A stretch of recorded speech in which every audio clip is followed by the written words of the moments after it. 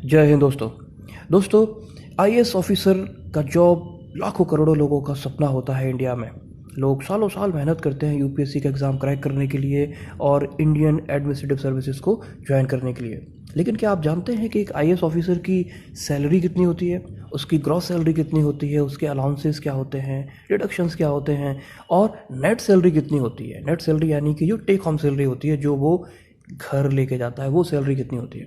दोस्तों ये सारी चीज़ें हम आज समझेंगे इस वीडियो में। दोस्तों पे मैट्रिक्स को आप देखिए, ये लेवल 10, इसमें आईएएस ऑफिसर जो डायरेक्ट ऑफिसर यहाँ पे ज्वाइन करते हैं वो लेवल 10 से बिलोंग करते हैं। आप पे मैट्रिक्स देख सकते हैं, इसकी स्टार्टिंग 56,100 रुपये जो बेसिक पे है उससे शुरुआत होती है। हम जो कैलकुलेशन कर रहे हैं ये आईएएस ऑफिसर जिसने जस्ट ज्वाइन किया है, हम उसकी सैलरी को कैलकुलेट कर रहे हैं। उसमें ग्रॉस सैलरी कैलकुलेट करने के लिए आपको बेसिक पे के साथ वेरियस अलाउंसेस को ऐड करना होगा। वेरियस अलाउंसेस में हम मेजर कंपोनेंट ही लेंगे, जिसमें डीए यानी कि महंगाई भत्ता डीएनएस अलाउंस रहेगा, एचआरए हाउस रेंट अलाउंस रहेगा और ट्रैवलिंग अलाउंस यानी कि टीए, ये मेन अलाउंसेस रहेंगे। और बेसिक पे को जब अलाउंसेस से ऐड करेंगे तो ग्रॉस सैलरी कैलकुलेट होती है। और ग्रॉस सैलरी में से जब आप डिडक्शंस को हटा देते हैं तो नेट सैलरी कैलकुलेट होती है। दोस्तों 7th पे मैट्रिक्स की बेसिस पे सेंट्रल गवर्नमेंट एम्प्लॉयज़ की सैलरी कैलकुलेट करने के लिए मैंने एक बहुत ही डिटेल वीडियो बनाया है, जिसका लिंक मैं आपको डिस्क्रिप्शन में दे रहा हूँ। इसमें मैंने वेरियस अलाउंसेस को बहुत ही डिटेल में डिस्कस किया है, डिडक्शंस को डिटेल में डिस्कस किया है। मैंने जेनरिक फार्मूलेज दिए हैं जिससे कि आप बहुत ईजिली सेंट्रल गवर्नमेंट एम्प्लॉयज़ की सैलरी को कैलकुलेट कर सकते हैं। लेकिन इस वीडियो में हम सिर्फ फोकस करेंगे लेवल 10 की फर्स्ट सेल को, जो आईएएस ऑफिसर की ज्वाइनिंग की सेल होती है, जहां से उनकी सैलरी का कैलकुलेशन हम ड्राइव करेंगे। जैसा कि आप देख सकते हैं, इसमें बेसिक पे 56,100 रुपये है और बाकी के जितने भी कंपोनेंट्स हैं, डीए, एचआरए, टीए, एनपीएस, इन सब को कैलकुलेट करने के लिए बेसिक पे आपको चाहिए होता है, क्योंकि ये सभी उसी के परसेंटेज के हिसाब से इनका कैलकुलेशन होता है। सबसे पहले हम बात करते हैं डीए की। महंगाई भत्ता, जैसा कि आप जानते हैं कि ये 17% पे अभी फ्रीज़ है और जैसी कि बात चल रही है कि शायद 1 जुलाई 2021 से डीए बढ़ेगा, लेकिन फ़िलहाल तो ये 17% है। तो डीए कैलकुलेट करने के लिए आप बेसिक पे का 17% ले लीजिए। ये निकल के आता है, बेसिक पे 56,100 रुपये है तो उसका 17% हुआ 9,537 रुपये। दूसरे नंबर पे हम एचआरए को लेते हैं। एचआरए दो मेन फैक्टर्स पे डिपेंड करता है कि डीए कितना चल रहा है और एम्प्लॉय किस सिटी में रह रहा है, किस टाइप की सिटी में रह रहा है। इंडिया की सारी सिटीज़ को 3 बेसिक कैटेगरी में डिवाइड किया है, एक्स, वाई और जेड। हम अपने एग्जाम्पल के लिए एक्स टाइप की सिटी को लेते हैं, क्योंकि इसी में एचआरए हाईएस्ट होता है। जैसा कि आप इस टेबल में देख सकते हैं, तो डीए अभी 17% चल रहा है और अगर हमारा ऑफिसर एक्स टाइप कैटेगरी में रह रहा है तो उसको एचआरए मिलेगा 24%। अब आप बेसिक पे यानी 56,100 रुपये का बेस 24% लीजिए तो ये 13,464 निकल के आता है। अगर ऑफिसर की पोस्टिंग वाई और जेड टाइप की सिटी में हो रखी है तो उसकी करिस्पॉन्डिंग 16% और 8% रहेगा एचआरए। आप उसका कैलकुलेशन कर सकते हैं, बेसिक पे से ड्राइव कर सकते हैं उसे।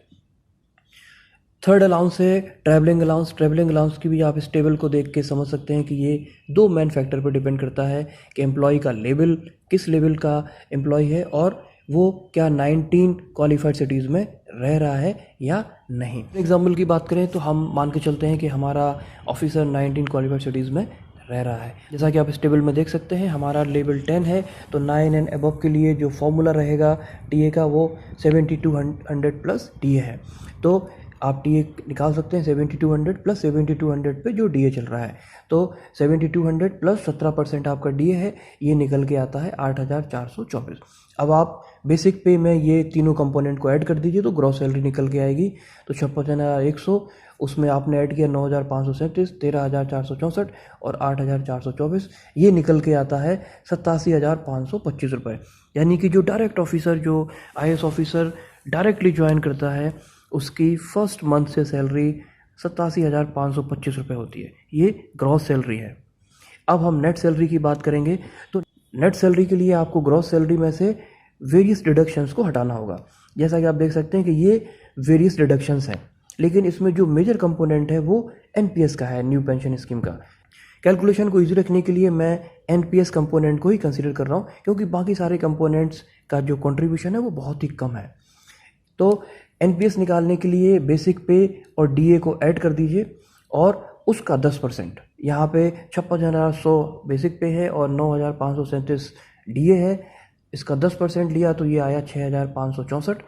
अब इसको आप ग्रॉस सैलरी में से हटा दीजिए तो आता है 80,961, यानी कि ये नेट सैलरी है आईएएस ऑफिसर की जिसने डायरेक्टली ज्वाइन किया है, और ये वो सैलरी है जो वो घर लेके जाएगा, यानी कि टेक होम सैलरी है। आपको एक पॉइंट याद रखना होगा कि अगर ऑफिसर ने गवर्नमेंट अकोमोडेशन ले रखा है, यानी कि वो गवर्नमेंट क्वार्टर्स में या बंगलों में रह रहा है, तो उसको एचआरए नहीं मिलेगा।